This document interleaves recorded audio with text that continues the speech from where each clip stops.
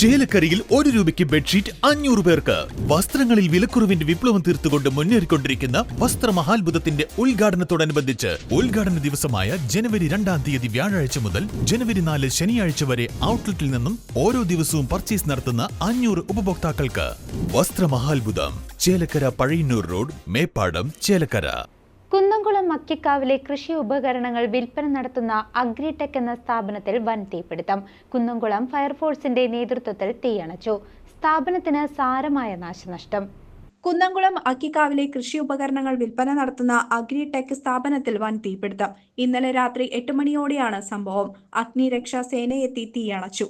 Kunnamkulam അഗ്നിരക്ഷാസേന assistant station officer ശ്രീകുമാറിന്റെ നേതൃത്വത്തിലുള്ള സംഘം ദീർഘനേരത്തെ പരിശ്രമത്തിനൊടുവിലാണ് തീയണച്ചത്. 2 ആഴ്ച മുമ്പ് ഇതേ സ്ഥാപനത്തിലുണ്ടായ തീപിടുത്തത്തിൽ 2 കോടിയോളം രൂപയുടെ നാശനഷ്ടം സംഭവിച്ചിരുന്നു. ഇത്തവണയുണ്ടായ തീപിടുത്തത്തിന്റെ കാരണം ഇതുവരെ വ്യക്തമായിട്ടില്ല.